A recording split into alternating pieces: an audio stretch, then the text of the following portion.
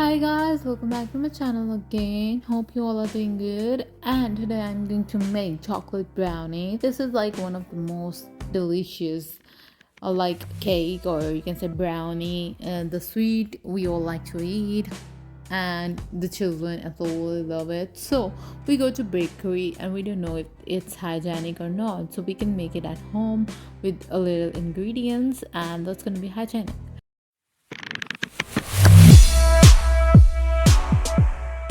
So I'm taking 2 eggs. I have taken a bowl and placed 2 eggs into it. With that, I'm taking caster sugar, 3 and 3/4 cup, and then I'm going to beat it with the help of a beater or a whisk, and I'm gonna mix it quite well so that the sugar is completely dissolved into the eggs and it's quite mixed.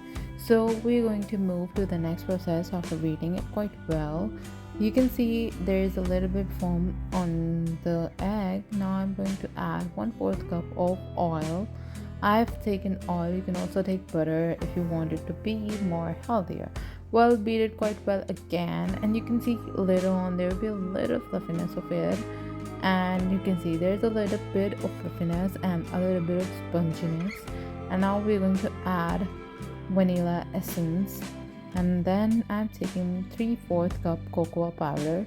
So cocoa powder is the main ingredient of this recipe, as you know, and we're going to mix it quite well so that the cocoa powder and the mixture of egg is completely mixed together.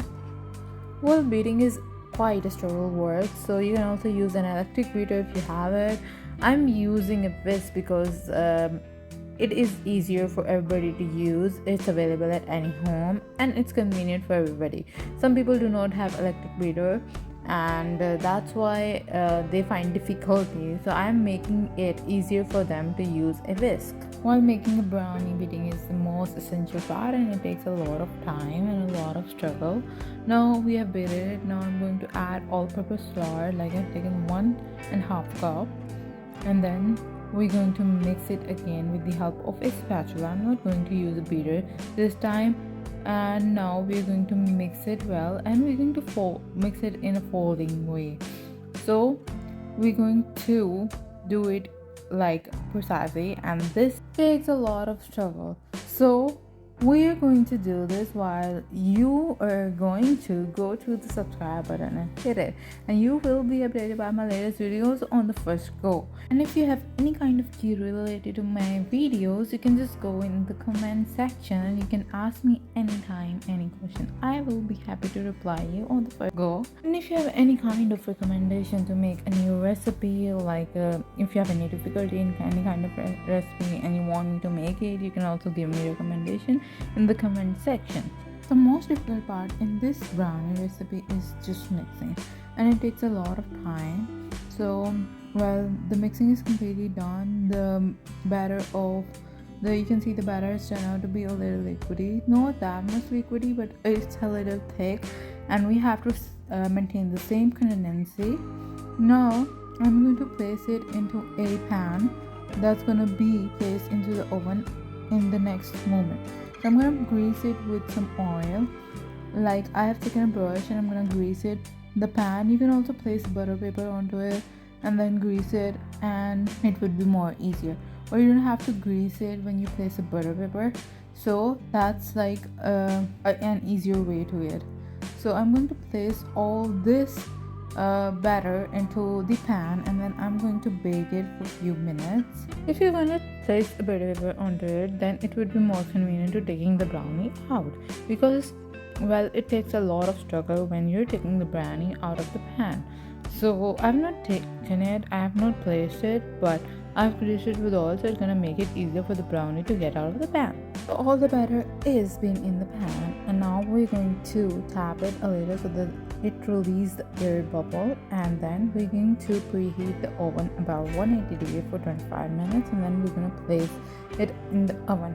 For chocolate syrup or sauce, you can say we're going to add 3 tablespoons of milk and 2 tablespoons of cocoa powder.